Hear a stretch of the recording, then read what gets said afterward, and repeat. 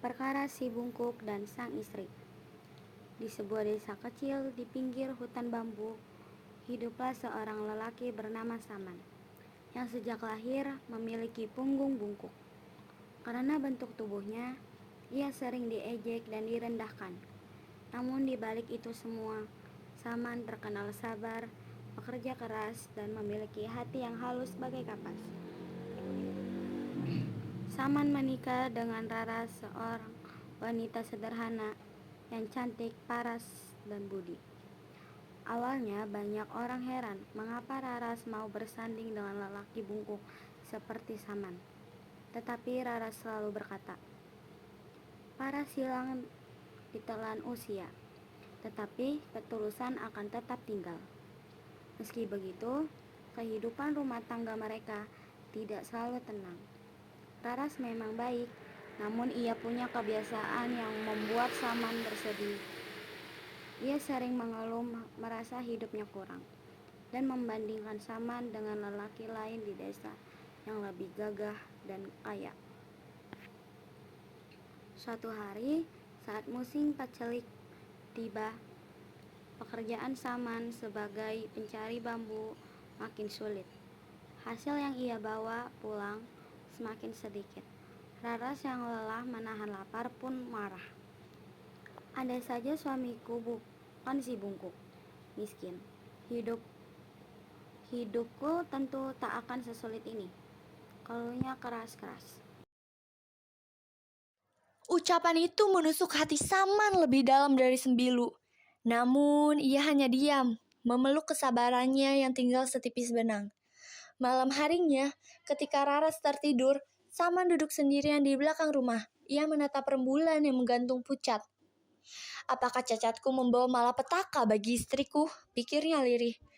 Dalam kesunyian itu, tiba-tiba muncul sosok nenek tua berjubah kabut. Matanya bersinar seperti bara kecil. "Engkau memanggilku dalam diam, Saman," kata sang nenek. "Aku adalah penjaga hutan bambu." Saman terkejut. Sang nenek melanjutkan, "Bungkukmu bukanlah kutukan. Itu adalah beban kebaikan yang telah kau pikul sejak kecil. Namun manusia sering lupa bahwa kebaikan pun bisa patah jika disia-siakan."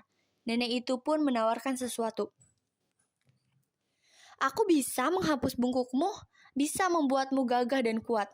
Tapi ingat, setiap anugerah menuntut kejujuran." Saman menggeleng pelan.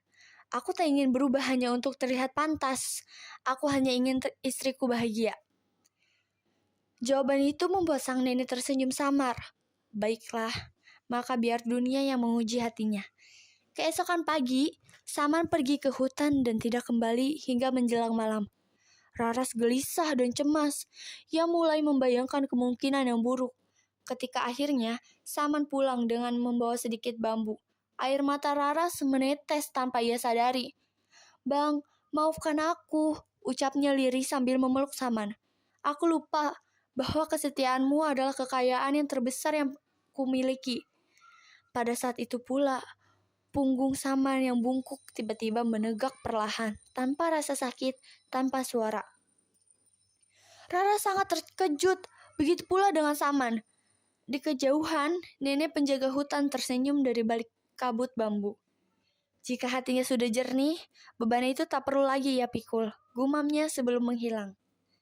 Sejak hari itu, kehidupan Saman dan Raras berubah.